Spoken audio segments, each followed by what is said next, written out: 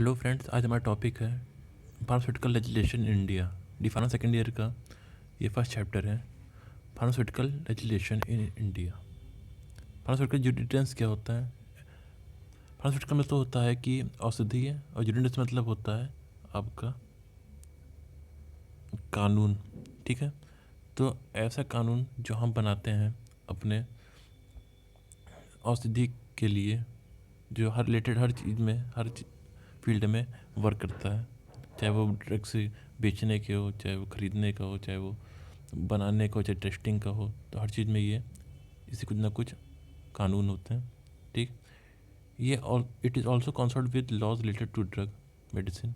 ये ड्रग में, मेडिसिन में, कॉस्मेटिक में, फार्मासिस्ट में या फार्मास्यूटिकल प्रोफेशन में भी इसका कानून, लॉ या कानून या रूल्स लागू किए जाते हैं। ओके, आइए देखते हैं इसके ओरिजिन कहाँ है या इसका नेचर कैसा है। फार्मास्यूटिकल लेजिस्लेशन का nature and origin. The process of pharmaceutical legislation is to ensure that the patient receive drug required quantity. मतलब क्या कहते हैं कि इसका पर्पज़ रहता है कि जो पेशेंट को ड्रग मिल रही है उसमें रिक्वायर्ड क्वांटिटी है ड्रग की कि नहीं, या टेस्टेड है, या उसको क्या कहते हैं, उसकी यूज़फुल, उसके काम आ रहा है कि नहीं। ठीक, ये सब चीज़ें क्या कहते हैं, देखी जाती है। इसकी शुरुआत कहाँ से हुई थी? Pharmaceutical legislation is defined as the which regulates the manufacturing, sale, import and export of drug in India।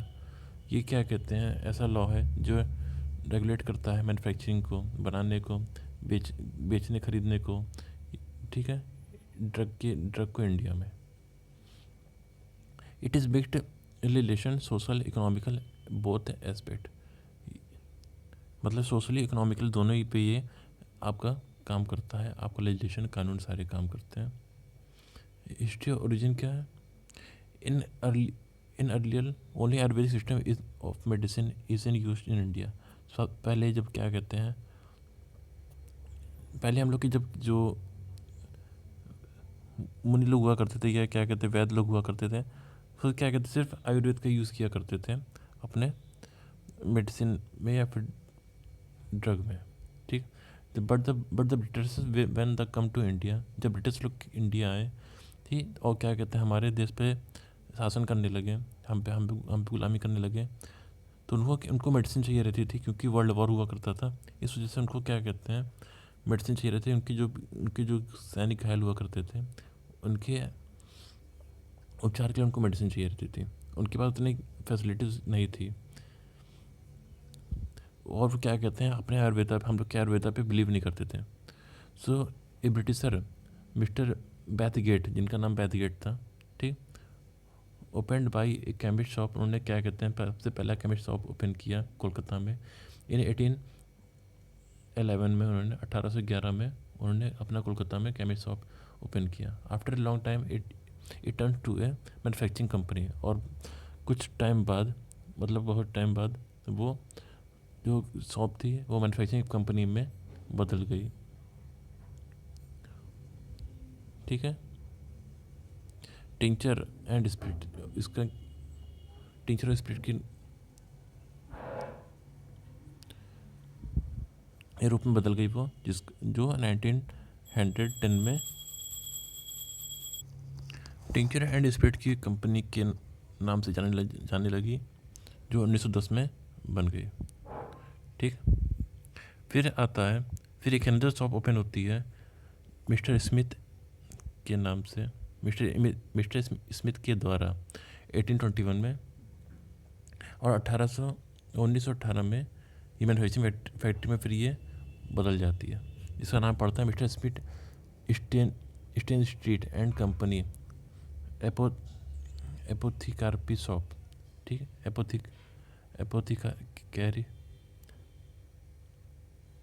एपोथिकैरी shop पे कन्वर्ट हो जाती है। तो हमारी दो कंपनियां अभी तक आई हैं। ठीक है, एक मिस्टर बैथगेट की आई थी, जो स्प्रिट एंड टिंचर मैन्युफैक्चरिंग के रूप में बदल गई थी। और नेक्स्ट हमारी आई थी मिस्टर स्मिथ के नाम से, जो 1918 में मैन्युफैक्चरिंग फैक्ट्री के नाम से बदल गई थी। इसका नाम रखा गया था एपोथिकैरी शॉप।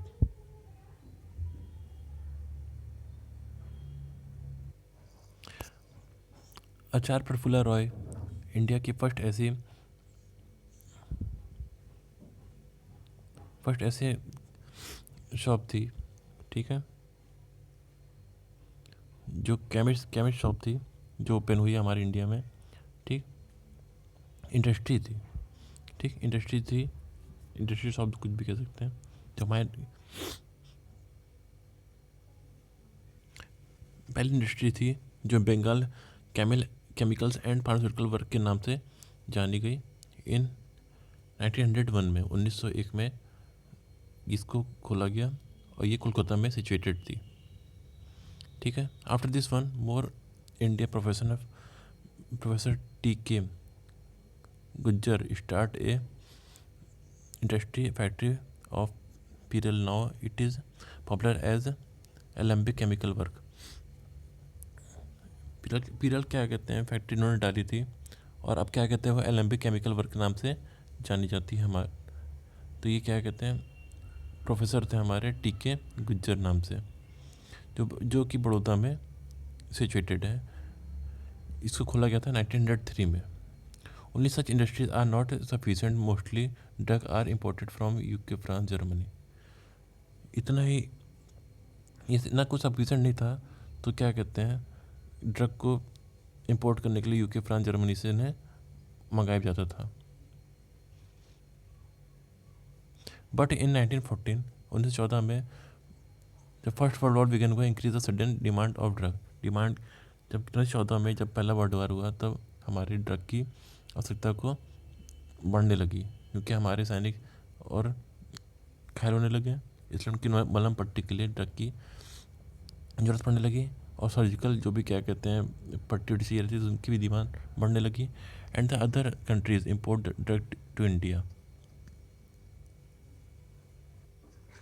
तो बहुत सारे ड्रग क्या कहते हैं इंडिया में लाए जाने लगे और ले जाने लगे भी, क्योंकि हमारे सैनिकों की ड्रग की आवश्यकता थी, उनको क्या कहते हैं मलहम पट्टियों की आवश्यकता थी। इस वजह से ड्रग का आयात निर्यात ज़्यादा होने लगा। इसको मद्देनजर रखते हुए गवर्नमेंट ने एक्शन लिया और एक लेजिस्लेशन क्या कहते हैं रेगुलेशन उन्होंने बनाया, जिससे क्या कहते हैं ड्रग पे सेल पे कंट्रोल हो सके या मैन्युफैक्चरिंग पे कंट्रोल हो सके। उसका निर्धारण किया जा सके कि कौन सी ड्रग कैसे कहाँ किस तरह से बनाई जा रही है। On those days there are also some act which made by Britisher द्वारा भी कुछ एक्ट बनाए गए थे, जैसे ओपीएम एक्ट था 1878 में और पॉइजन एक्ट था 1919 में, पॉइजन एक्ट। तो ओपीएम एक्ट और पॉइजन एक्ट ब्रिटिशर के द्वारा बनाए गए थे। But at the March 1927 9 March 1927 में sir Haroon Jafar recommended to governor general to take some step for control the quantity of drug. 9 March 1927 में हारून जाफर ने गवर्नमेंट से रिकमेंड किया कि कुछ एक्शन लें ड्रग के कंट्रोल करने के लिए, लीगल एक्शन लिया जाए। So in India government appointed first community. तो इंडिया गवर्नमेंट ने पहली कम्युनिटी बनाई, ठीक है, जिसका नाम था ड्रग इंक्वायरी कम्युनिटी, जो कि 1931 में बनी under the chairmanship of R N Chopra. R N Chopra की चेयरमैनशिप में इसको बनाया गया। रुद्र चोपड़ा कम्युनिटी, जिसे हम चोपड़ा कम्युनिटी के नाम से भी जानते हैं, ठीक है। Registration of every pharmacist and potent drug, मतलब कि सारे फार्मासिस्ट का और सारे पोटेंट ड्रग का रजिस्ट्रेशन होना ज़रूरी है, ठीक है।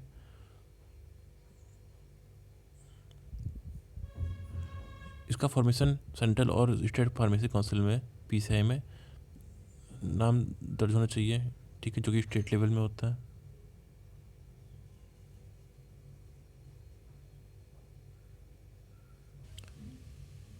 नेक्स्ट आता है हमारा health survey and development Bhore community. ये कम्युनिटी बताई गई हमारी 1943 में, जिस सर्वे किया गया और जाना गया कि क्या क्या सुधार बाकी ज़रूरी हैं या उनको हम कर सकते हैं, ठीक है, इनके बारे में सर्वे किया गया। नेक्स्ट हमारा फार्मेसी इंक्वायरी कमेटी अपॉइंटेड, ये 1953 में इसको बनाया गया, ठीक है। कैसे क्या कहते हैं इसमें इंक्वायरी की गई कि किस तरह से फार्मास्यूटिकल इंडस्ट्री वर्क करती है हमारी, या उसको कैसे इस कार पे उसको लाया जा सकता है, ठीक है, या उसमें क्या रख रखाव, क्या लॉज इसमें बनाए जा सकते हैं, इस कम्युनिटी के लिए नियम लागू करके इसको सुधार किया जा सके। फिर आता है हर survey and development planning community. ये मुतालिक कमेटी नाम से इसको जाना जाता है। It's recommended to bring drug prepared by indigenous system of medicine. मतलब कि हमारे जो आयुर्वेद, जैसा हमारे आयुर्वेदिक ड्रग बनते हैं उस तरह इनको भी, इस ड्रग को भी बनाने की प्लानिंग की गई और इससे मेडिसिन बनाने की हेल्प किया गया, जिससे हमें इफेक्टिबल ड्रग मिल सके। There are various acts which made upon following recommendation। कुछ एक्ट भी बनाए गए, ठीक है, ऐसे एक्ट ये सब बने थे जो हेल्प कर रहे हमारे लेजिस्लेशन में। क्या ऑब्जेक्टिव है लेजिस्लेशन के, वो हम चलते हैं। To control over practice and profession pharmacy. मतलब कि हमें किन लोगों को क्या कहते हैं फार्मासिस्ट बनना चाहिए, इनकी क्या प्रोफेशन है, क्या गाइडलाइंस है, किस लॉ के थ्रू इनको क्या कहते हैं सर्टिफिकेट देना चाहिए या फिर इनको काम पर रखना चाहिए, ये सब चीज़ें क्या ऑब्जेक्टिव में आती हैं। To control and regulate manufacturing में कंट्रोल होना चाहिए उनका। इंपोर्ट पे होना चाहिए, एक्सपोर्ट पे होना चाहिए, डिस्ट्रीब्यूशन पे होना चाहिए, सेल पे होना चाहिए, कॉस्मेटिक पे होना चाहिए कि कौन कौन से उन्होंने टैक्स लगा रखे हैं या कैसे उनका एक्सपोर्ट इंपोर्ट कर रहे हैं लीगली इलीगली, ठीक है। हमें क्या कहते हैं हमें ड्रग को अपना स्टैंडर्ड क्वालिटी मेंटेन करनी चाहिए, ठीक है, और रीजनेबल प्राइस, एक सही प्राइस में, ये नहीं कि हम उसका क्या कहते हैं स्टैंडर्ड क्वालिटी है तो जनता हम उसका बढ़ा दिए जिससे कोई ख़रीद ना पाए, ठीक है। और इसे क्या कहते हैं, इसके एडवर्टाइजमेंट या मैजिक रेमेडीज़ जैसे ब्लैक में जो क्या कहते हैं हकीम लोग जैसा होते हैं वो दवा बेचते हैं, तो उस तरीके नहीं, सही से एडवर्टाइजमेंट इसका करना चाहिए। इसके पीछे उनको गाइडलाइंस बनाई, ये नहीं कि कहीं प्रचार करने लगे हैं, ठीक। और to regulate use of alcohol in medicine, कितना मात्रा में मेडिसिन में अल्कोहल यूज़ होना चाहिए या टैबलेट प्रिपरेशन में यूज़ होना चाहिए, ये सब चीज़ें के बारे में, टैबलेट प्रिपरेशन के बारे में आप अभी आगे भी पढ़ेंगे। एक्साइज ड्यूटी, क्या उनमें टैक्स लेना चाहिए, कितना टैक्स लगे, कितना उसको हम एक्साइज पर बना सकें जिससे उनकी टैक्स में कम कर सकें और ड्रग के रेट को डिक्रीज़ कर सकें। नारकोटिक नहीं होनी चाहिए जिससे क्या कहते हैं कि नशीली दवा ना बनाई जाए। इंपोर्ट सेल प्रोफेशन में भी या पॉइजन में भी इनका कंट्रोल करना चाहिए। Control and regulate various operation, regulate narcotic and addiction of habitual format drug. ऐसा भी नहीं कि हम दवा कोई ले रहे हैं जिसे हमें डेली खानी है तो उसके हम आदि हो जाए, लत हो जाए कि ना खाएं तो हम उसके पीछे पागल से हो जाए कि हमें चाहिए वो, तो ऐसा भी होना चाहिए। इस बात का भी ख्याल रखा जाता है। To promote indigenous research technology, हमें नई नई चीज़ों को आविष्कार करते रहना चाहिए जिससे हमारी ड्रग ज़्यादा इफेक्टेबल बने। To promote health care system, और हमारे हेल्थ केयर सिस्टम को भी प्रमोट करता है हमारे रिलेशन। स्कोप क्या है, इसका स्कोप बताता है कि जो भी कानून बनते हैं वो बिजनेस को हमारे आगे बढ़ा सके, ठीक है। ऐसे मतलब कि हमारे जो फार्मासिस्ट को प्रैक्टिस सही से उनको वर्किंग कराया जाए, उनको ये नहीं कि कोई भी दवा उनको कैसे भी खिलानी, ये सब उनको पता होना चाहिए, ठीक है। बिजनेस को कैसे आगे बढ़ाना हो, कैसे उनको हैंडल करना है, ये सब आना चाहिए, ये सब स्कोप पे दिया गया है। उनको आप फार्मेसी अंडरस्टैंड कर सके लीगल एथिकल रिस्पॉन्सिबिलिटीज़, कौन सी चीज़ें कब रिकमेंड करनी चाहिए, कैसे पेशेंट को हेल्प करनी चाहिए, ये सब उनको पता होना चाहिए। Patient should be get drug the standard quality, उनको क्या स्टैंडर्ड ड्रग देना चाहिए जिससे क्या कहते हैं और जिससे उनको ज़्यादा इफेक्टेबल हो, जो और ड्रग हमें टेस्टेड हो और यूज़फुल हो। ड्रग को क्या कहते हैं रीज़नेबल प्राइस में देना चाहिए जिससे हमारे पेशेंट इस ड्रग को ईजिली खरीद सके या उन तक पहुँच सके। और also covers legal aspect related to manufacturing of drug in pharmaceutical industry, their storage, sale and distribution. मतलब कि ये पता होना चाहिए कि किस तरह से ड्रग का मैन्युफैक्चरिंग हो, स्टोरेज हो, सेल हो, डिस्ट्रीब्यूशन, ये सब चीज़ें इंडस्ट्रीज़ को आना चाहिए, ऐसा कैसे रख रखाव करना है वो आना चाहिए, ये सब चीज़ें इंपॉर्टेंट है। Evolution of the concept of pharmacy, इसमें क्या कहते हैं, हम जानते हैं कि फार्मेसी के साथ हम लोग को सुविधाएं देती हैं हमारे हेल्थ केयर को इम्प्रूव करने के लिए। तो इसमें क्या कहते हैं 3 इराज आते हैं, ancient era, middle era and modern era, जो कि हमारे बिगिनिंग से चलती चली आ रही है। दे आर, तो हमारा एशियंट इरा है, they were no separate profession of medicine and pharmacy. ये मतलब कि कुछ अलग नहीं है, ये शुरुआत से सबसे पहले और शुरुआत से ये हिस्ट्री से हमारे सामने चलता चला आ रहा है। ठीक है, तो हमारी ये ऐसा मेडिसिन सिस्टम है, ठीक, जो कि आयुर्वेद पे बेस्ड होता है, जिससे हमें क्या कहते हैं ड्रग दी जाती है, पत्तों को पीस के उन्हें घोट के बना के उन्हें औषधि के रूप में उनको लेप लगा के हमें दिया जाता है, जो हमारे विदास में लिखे हुए हैं। इनको देने वाले हमारे फिजिशियन जो होते हैं उन्हें वैद्य बोलते हैं। There is no separate place usually vaidya lived in house. इनकी कोई अलग क्या कहते हैं, अलग से कोई इनका क्या कहते हैं कोई प्लेस नहीं है कि इस ड्रग को कहाँ उगाया जाए, या कहीं भी क्या कहते हैं इनको हम कल्टीवेट कर सकते हैं और ये हमें इजीली ड्रग के रूप में हमें मिल जाते हैं। फिर आता है सेकेंड, इन मिडिल एरा में हमारे मुस्लिम्स आते हैं, मुस्लिम एरा कहलाता है ये, जिसमें क्या कहते हैं हमारे मुस्लिम आते हैं इंडिया में। ठीक है, जो हमारे मुगल थे, अकबर, ये सब लोग क्या कहते हैं जब इंडिया आए थे तब उन्होंने अपने साथ कुछ मेडिसिन भी लेके आए थे, जिसमें क्या कहते हैं हम हकीम लोग को जानते हैं। ठीक, फिर इन मॉडर्न इरा आता है। मॉडर्न इरा में ब्रिटिश लोग क्या कहते हैं, हमारे जब इंडिया आए थे तो एलोपैथी सिस्टम अपने साथ लेके आए थे। ठीक है, तो फिर तो ऐसे क्या कहते हैं कुछ ब्रिटिशर थे जिन्होंने केमिस्ट शॉप अपने ओपन किए, मैन्युफैक्चरिंग ओपन किए हमारे यहाँ पे, और 18वीं सेंचुरी में ठीक एलोपैथी सिस्टम क्या कहते हैं यहाँ पे इस्टेब्लिश हो गया। और क्या कहते हैं, और हमारे साथ हमारे क्या हॉस्पिटल खुलने लगे और लोग क्या कहते हैं काम लेने लगा, लोग क्या कहते हैं इस चीज़ों को समझने लगे किस तरीके की चीज़ें क्या कहते हैं एलोपैथिक हमारे यहाँ वर्क करती है, इन्हें प्रमोट करने लगे। ठीक है, ठीक है, there is a complex organisation where the service of various health profession are utilise.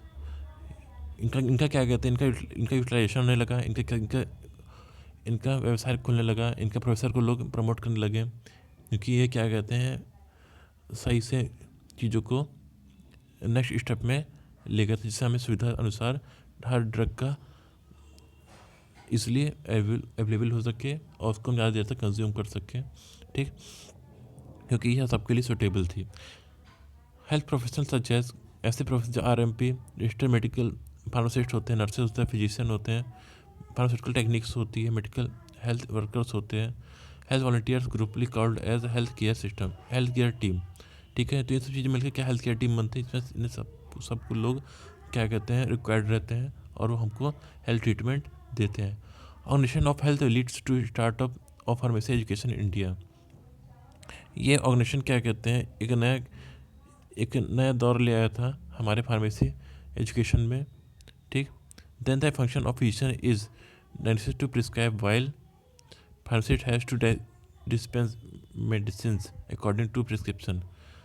और क्या कहते हैं फिर इस फंक्शन को आगे बढ़ता गया, क्योंकि फिजिशियन हमारा दवा को प्रिस्क्राइब करता है, ठीक, डायग्नोसिस करता है, और फार्मासिस्ट उसको क्या कहते हैं डिस्पेंस करता है, उनके प्रिस्क्रिप्शन के अकॉर्डिंग दवा को वो प्रोवाइड कराता है। तो थैंक यू क्लास, आज इस हम चैप्टर फर्स्ट हमने पूरा कंप्लीट कर लिया। इसके नोट्स आपको PDF में डिस्क्रिप्शन बॉक्स में मिल जाएंगे। कोई भी आपका डाउट हो तो ज़रूर उसको पूछें। ठीक, और इसको please like share and subscribe जरूर कर दें। Thank you.